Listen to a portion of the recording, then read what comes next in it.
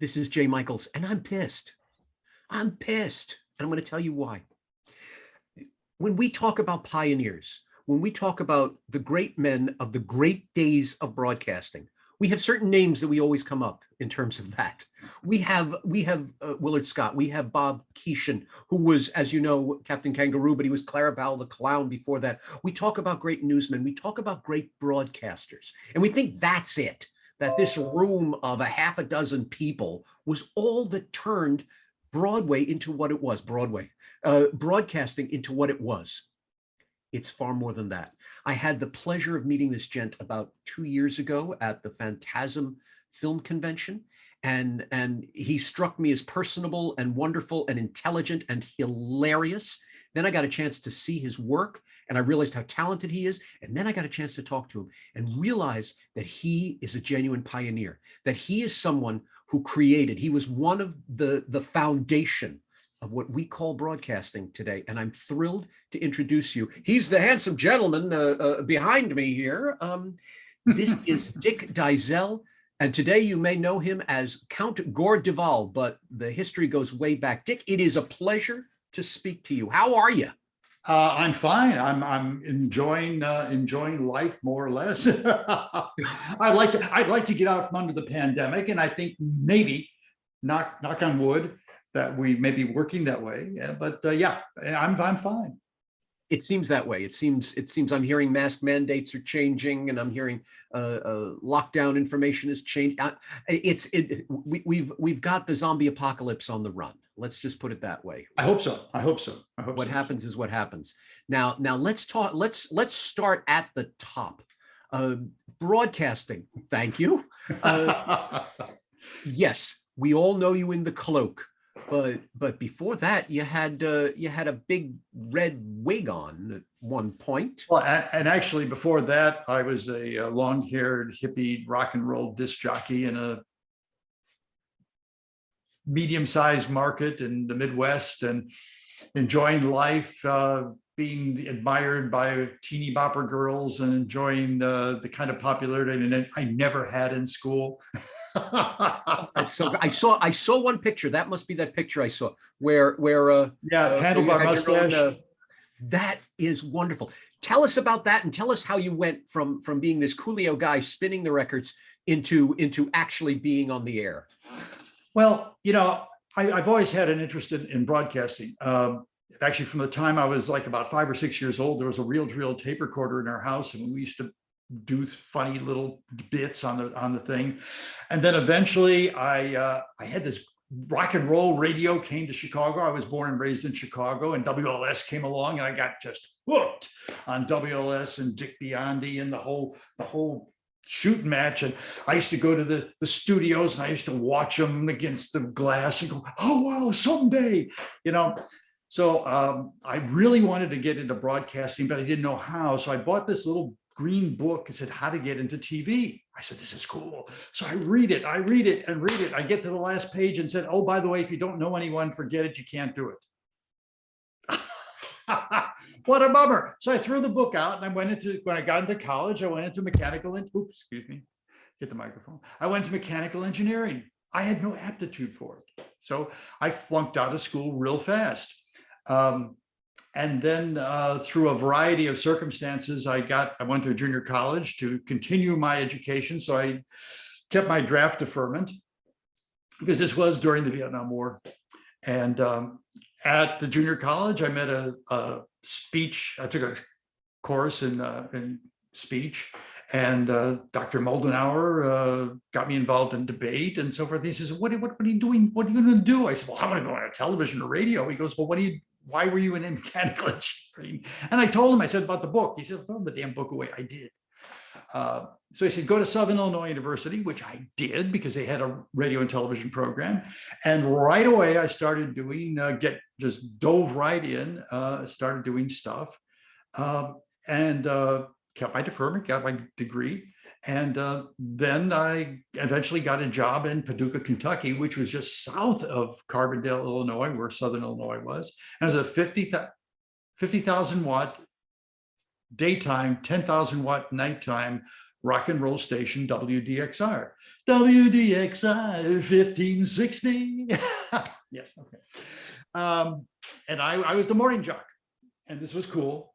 And then I knew that they had applied for a construction permit to build the first UHF station in Western Kentucky.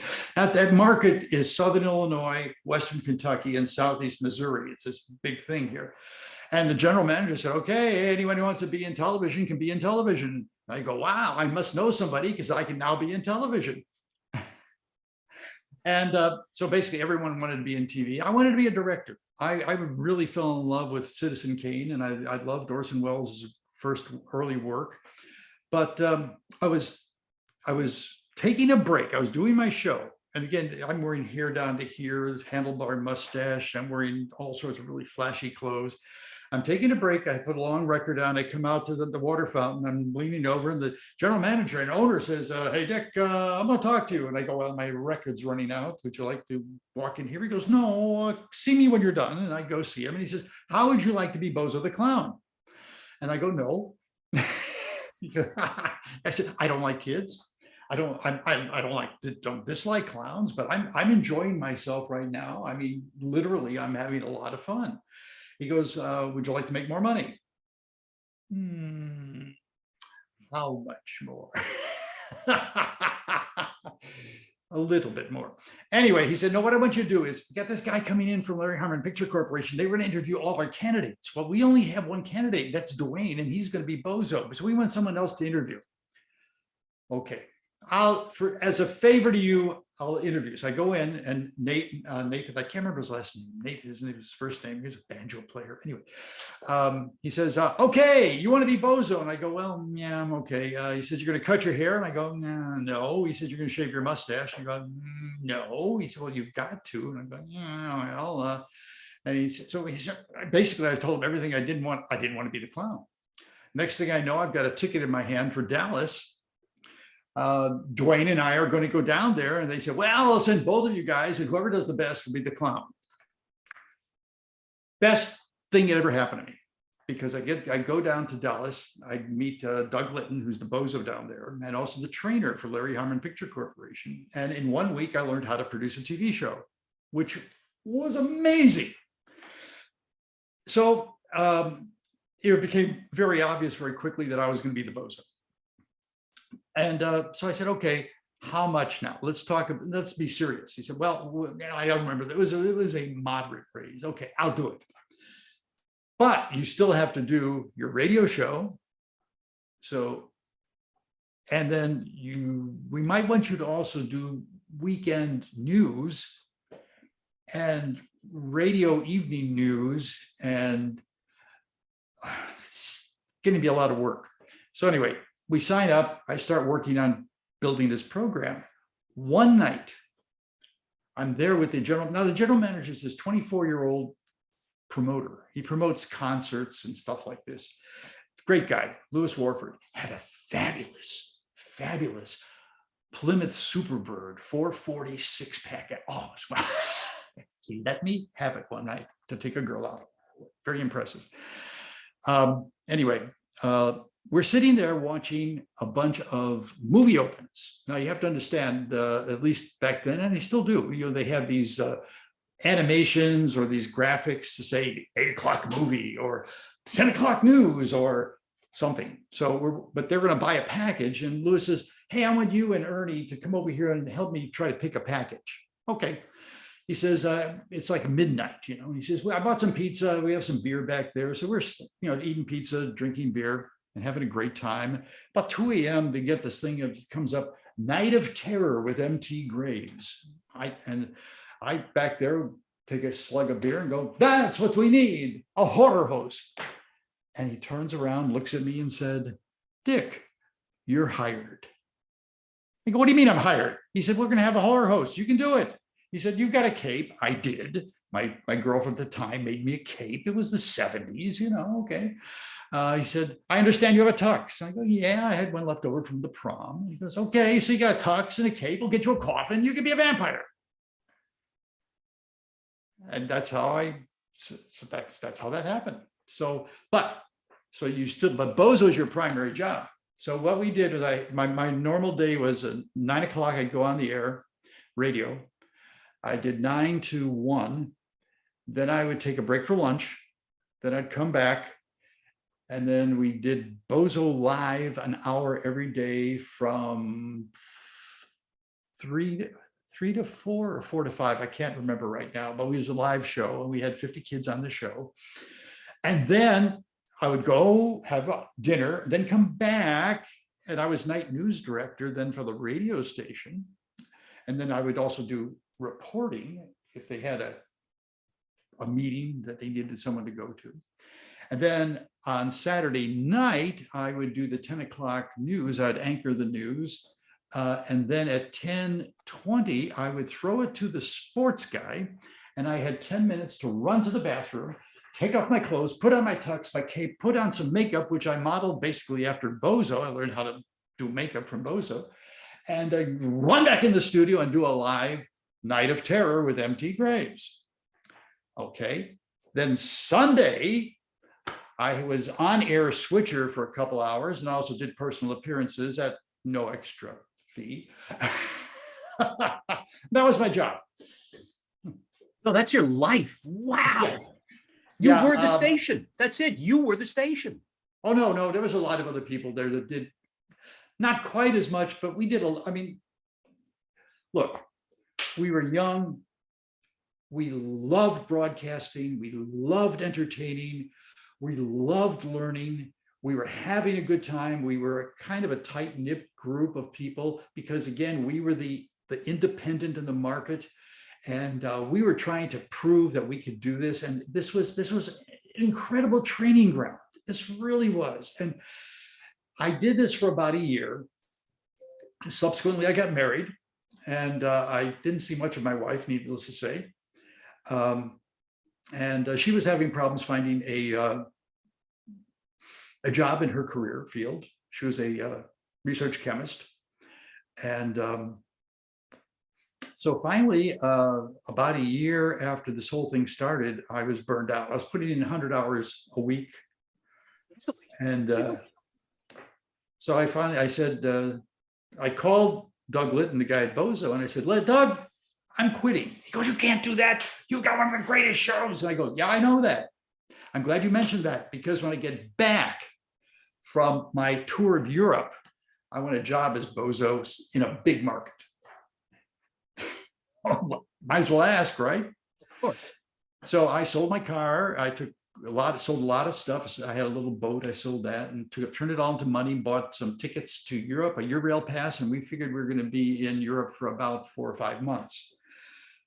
Get a call on the phone. Then I turned in my notice and the station was not happy, but they had Dwayne, who was he went to training with me, so he could do Bozo. We're about the same size, so it was not that big of a stretch. And then about 2 weeks after I gave my notice, I get a call from Doug. He says, how'd you like to go to Washington? I said, Washington, isn't that kind of cold and damp in the wintertime? I'm thinking Washington State. He said, no, Washington, D.C. I said, they only got politicians live there. He says, but they got a station. They've got a Bozo. They don't like him. They want a new Bozo. So they're looking for a replacement.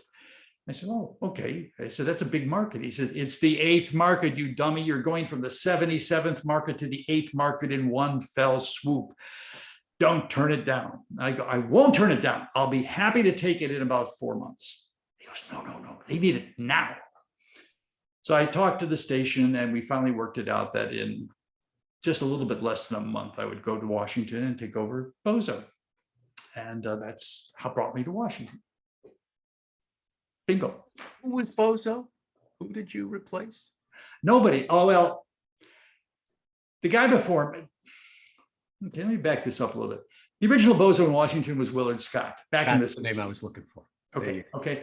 Willard was Bozo for a couple of years. Then he became Ronald McDonald, which then got him on the bad side of Larry Harmon, which took him out of the Bozo picture because Larry was trying to have Bozo be the McDonald's clown. And that wasn't working out real well. But Willard was a radio person. He had a big, huge following on WRC radio with Ed Walker called the Joy Boys. And this, that was his main thing.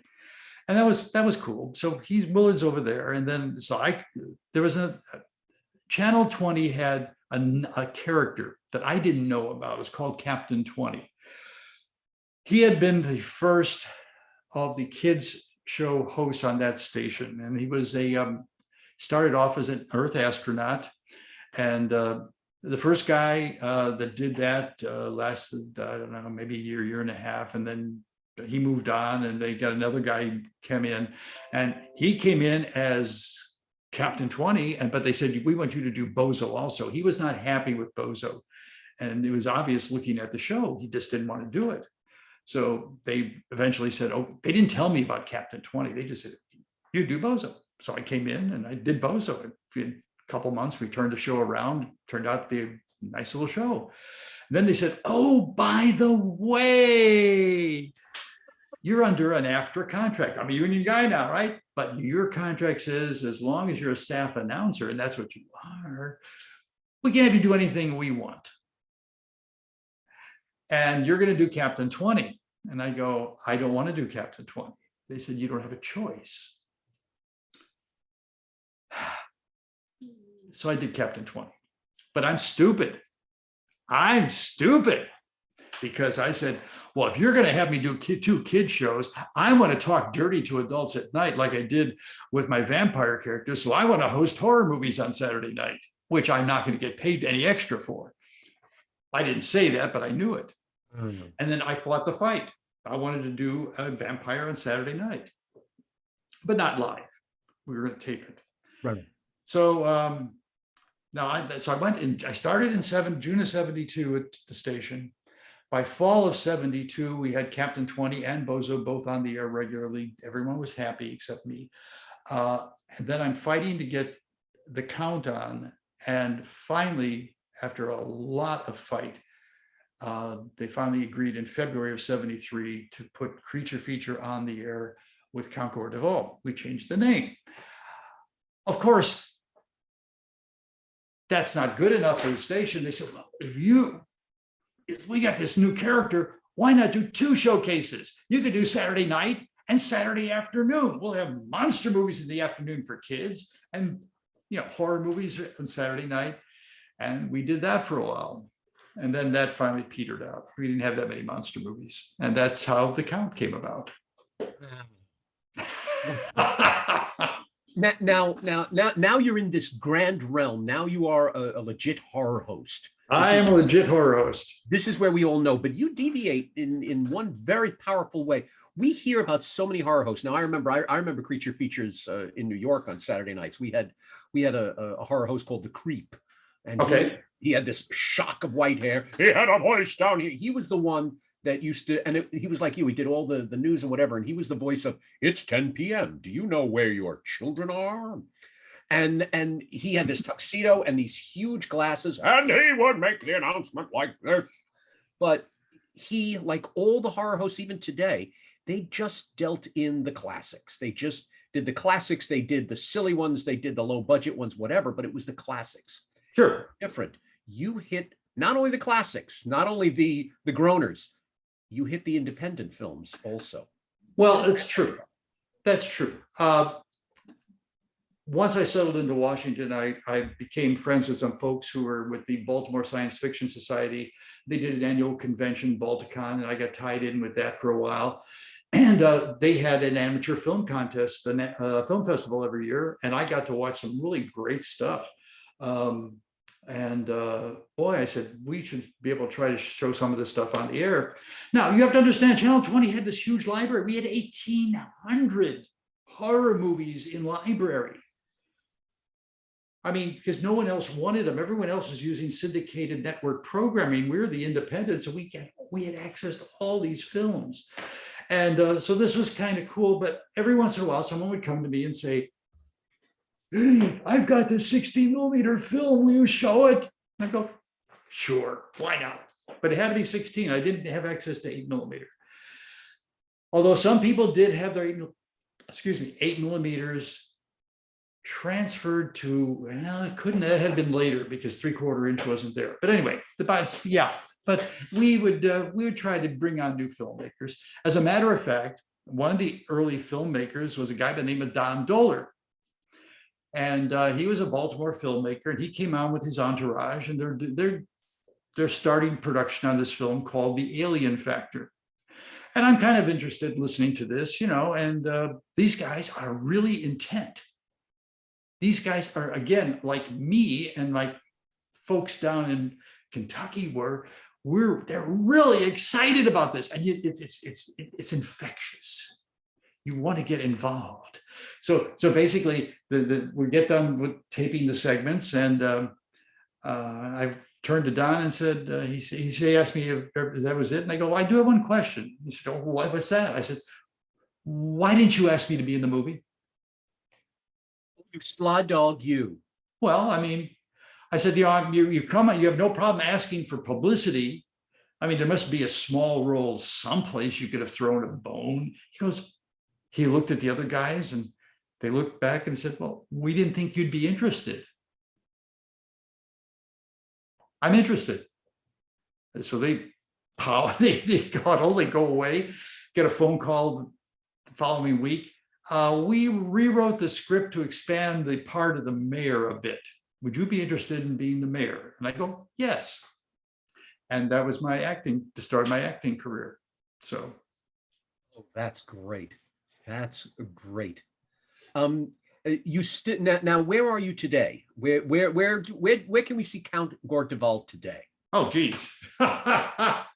Well, you have to understand. First of all, I'm on the internet to start with. I was the first horror host on the internet. You were the July first. 11th, 1998, Creature Feature, the weekly web program, went on the air. And we've been doing it every week, every Saturday night since then. We put up a new show. Okay, now it streams all week, but it's a new show. As a matter of fact, even when I'm traveling, and I'm a traveler, the show has gone up to the servers, which I think are in New Jersey, from 6 different continents. The hard part was when I got north of the Arctic Circle.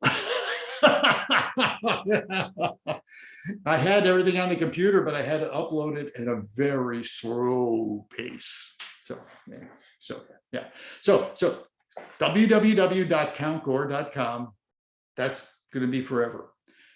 A little over 3.5 years ago, we started with our Roku channel, Count Gore Duvall Presents, which is a curated channel for hosted horror movies, 4 celebrity interviews, and 2 hosted short films. And that changes the beginning of every month. We've been doing that monthly now since October of 18. What made you do that? What made you transfer? You're another pioneer. There you go. What made you do that? What made you go to the internet? Well, because I wanted to do the character. Okay, when I left the station, okay, I kind of mentioned this earlier. I started with the station in 72. The station was sold to Taft Broadcasting in 79. And I survived that transfer of ownership and almost got into a really good, they were expanding to do this kind of mini network. Unfortunately, this is when there was, in the early 80s, there was this leverage buyout thing. And the Bass brothers decided they were going to buy out Taft Broadcasting, and Taft decided to take the poison pill and basically broke up their entire holdings and to make it not worth anything. So, but then the guy comes along, Tim McDonald, who at one point had been my program director at Channel 20, comes along and he leverages out huge amounts of money and buys the station and decides that he doesn't want to do any production. So in 1986, he comes in, buys the station and says, by the way, we're shutting down the studios. Everyone except 39 people are gone, and Dick, your history. Okay. Well, they didn't want to pay my severance, so they kept me on and on and on and on, hoping that I would quit. And I'm not stupid. There's this check out there waiting for me. I'll sit here. And I became a promotion producer at the time. So I learned about promotion and how to do spots. Always learning. Got to always be learning. Always learning. And then I said, well, what happens after this? Then I decided to go back into rock and roll. So I decided this is when CDs were first coming out. So I started building the first all CD DJ company in the Washington, DC area, Laser Sounds. And that was my next thing. When I left the station in '87, I went into rock and roll performances, being a DJ, live DJ. So over the next lots of years, I did 1,000 wedding receptions. Most of them very successfully. Only 2 people were unhappy, but that's another story. But then in '98, I discovered that there was this thing called the internet, and the internet was offering me an opportunity to get cheap advertising. 4-color print advertising was very expensive, but the internet was free. And it didn't matter if it was black and white or color. So, okay. So I started I built a website for my company. I changed the name to Sounds Fabulous by that time. So I had my website. And then I heard, and this is, I don't mention this very often, there were some jocks in Washington that were kind of making fun of Captain 20. And I took offense to that, because I figured that was my legacy. And they had somebody coming on saying that they were Captain 20. And this wasn't the case. So I said, I need to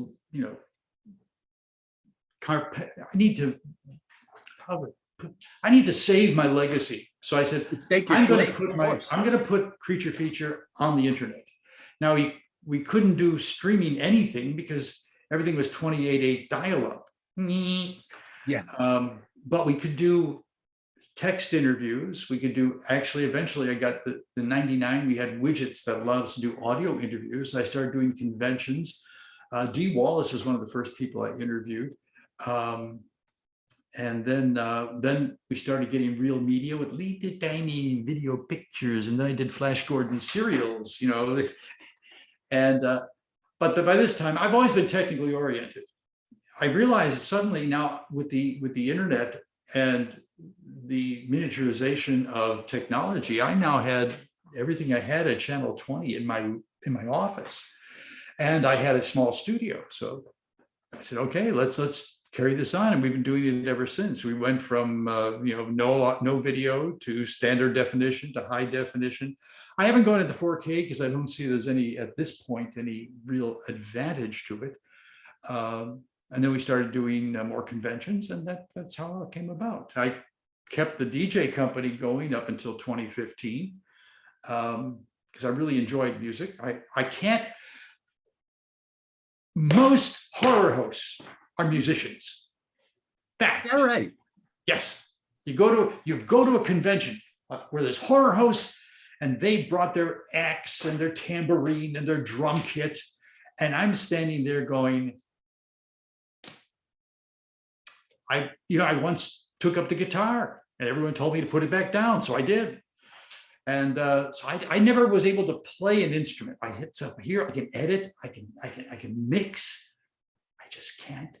My fingers and my brain just don't work together. But I love music.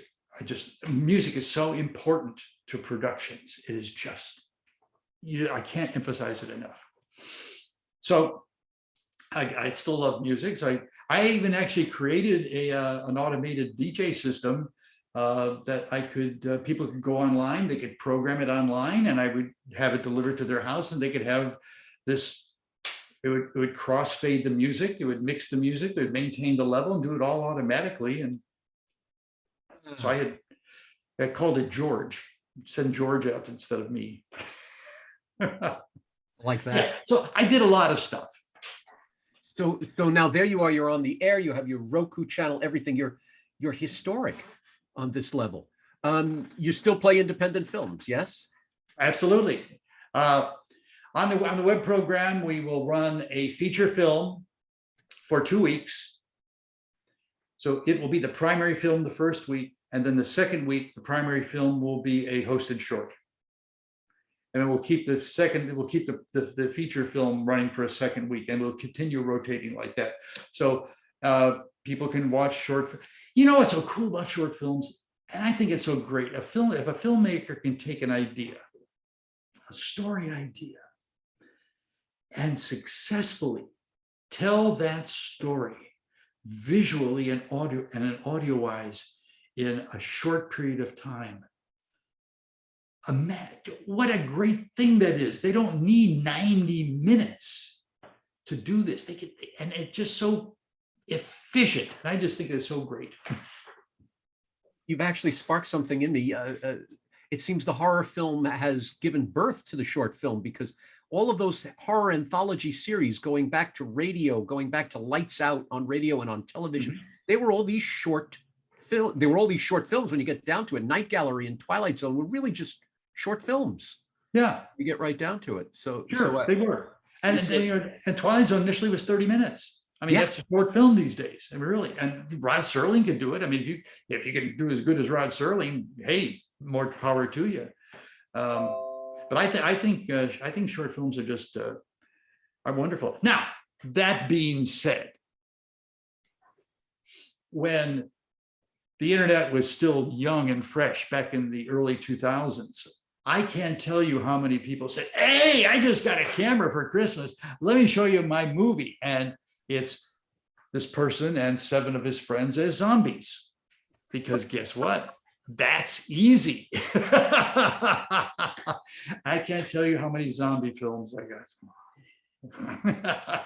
It's funny you say that. I studied with Dov Simmons, who worked with he worked with Roger Corman and so many others, and I was sitting in on one of his classes on movie production, and he said, your first film, take 7 of your best friends, go up to a cabin in the woods and kill them.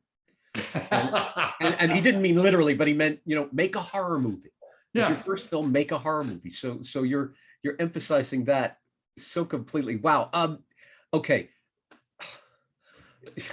It's so funny. All I said was, so tell me about it. And you've just given me the history of broadcasting all through there. Oh my God. It's like, wow. Okay. My last question to you, and it's an easy one, and I know the answer to this, but 42, Life, the Universe, and Everything. I'm a big Douglas Adams fan. Oh, well, there you go. I know the answer to this completely already, but I want to hear you say it. At the beginning, when you were spinning records in your handlebar mustache, you were having a great time. You were loving it. And you like Charles Foster Kane, you were taken away from your treasured sled and brought into this life. Yes. But unlike Charles Foster Kane, after all of these years, after 2 vampires, after a Bozo franchise, after Captain 20, and Captain 20. And Captain 20, and the DJ franchises, and inventing different systems, and being the first horror host on the internet and all of that. Yep. You still having a good time? Mostly, yes. Now, I don't want to, I'm not depressed about this whole thing, but there are times. We are now planning for the 50th anniversary of my first broadcast as Count on Channel 20. On February of 2023, it'll be 50 years. So we're planning, in the planning stages right now of what we're going to do. And I'm hoping that we can get an early start in Phoenix, maybe this fall. And that he can explain that to you later. But every once in a while, it's like anything else. You can do something for a long time. Occasionally you go, I've done it all. I'm tired. I want to hang it up. Matter of fact, I even have a thing right now of how I'm going to end it. There'll be a dungeon wall with a spike coming out, and the cape will get hung up, and I'm hanging up the cape. Boom, walk away. That's it. So I've already got that planned, but I don't know when. Because frankly, I don't know what I would do with myself if I didn't have this to do. I've got to have something creative. I have to have a creative outlet. I've thought about theater. I finally, in the early 2000s, I took some acting classes, and I found out I'm pretty damn good. I didn't realize that I was a natural at improv. Turns out that that's what I was doing my whole life. 50th anniversary of your improv is coming up. Yeah, well, that's true too. So I don't know. I just got started in a new part of my career. I've always wanted to do voice work, but when I was doing working television in Channel 20, I was so identified with the station that no one would touch me because I was the voice and face of Channel 20. As a matter of fact, I don't know if we have time to do this, but I got hired by People's Drug, which eventually became CVS, to do a Halloween spot. It was produced at Channel 20, which, by the way, during the daytime was one of the bigger production houses in Washington. We had 2 beautiful studios, and they made a lot of money. Most of their money was made in producing commercials for clients. So we had this great spot. They hired me as Count Gore Duvall. We did this wonderful spot, and I don't have a copy, unfortunately. Anyway, so it was sent out. No station in the market would run it. They said, we'll turn down the ad buy. You can't run him on our station. And that killed my career for voice and other things. No one would touch me.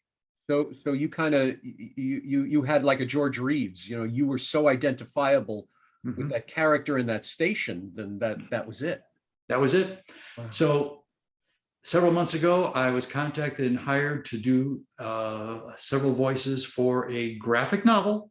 So I'm now into the beginning stages of voice work, which I'm very excited about. And I'm hoping that maybe I can develop. I have a lot of friends who are in the voice market. Wes Johnson, who's the voice of the Capitals at the arena, but he also does a ton of anime and video game material. Monica Reel, who is into the Pokemon franchise. I've met these people over the years. Wes and I have become pretty good friends because he's from the Washington area. And matter of fact, that was the other thing we did before COVID. We would go, and 3 times a year, I would live host movies at the American Film Institute at their AFI Silver Theater in Silver Spring, Maryland. And Wes would come on, Arch Campbell, who is the media critic for the NBC station. He would come on, we'd host these movies live and have a great time. Unfortunately, COVID killed that. I'm hoping to get back to do it again. So we'd have 400 happy people out there. We'd show I got to pick the movies that weren't public domain. We got to show Alien and Alien 2, and we got to show one of my favorite films, The Thing from Another World, back it up with John Carpenter's The Thing. Oh. We got to host them on the big screen. That's gorgeous. Awesome. You're a tribute again in terms of your resilience. Someone else, that CVS story would have stopped their career cold. Not you.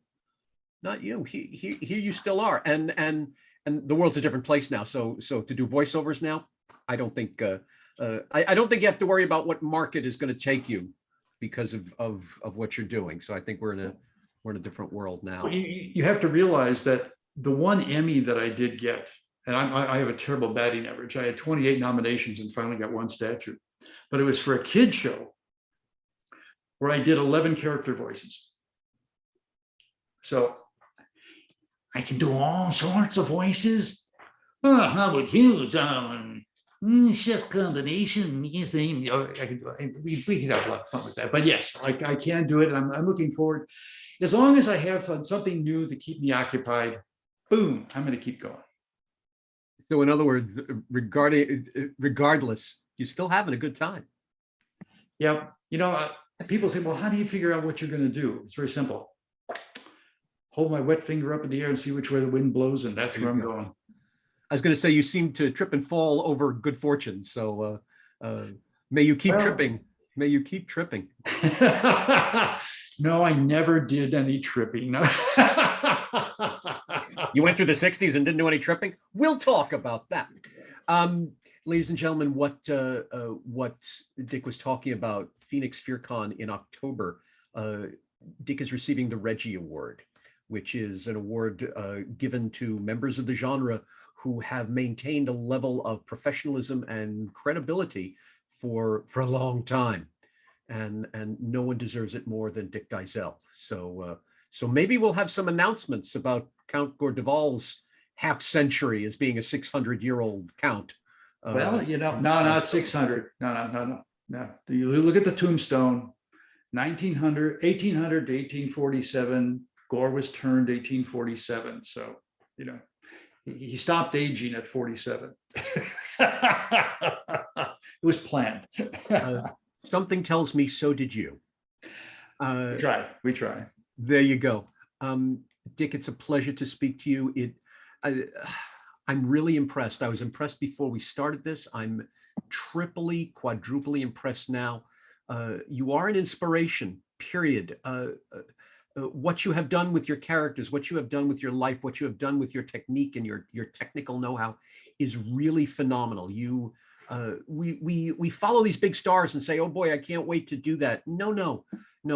We follow you because you became the big star, because you made your career, and you're definitely an inspiration. And I really appreciate chatting with you and learning from you. It has been a true pleasure. Thank you. You're very welcome. Thank you. And I will see you in October. I hope so. Indeed. Thanks again. You're welcome.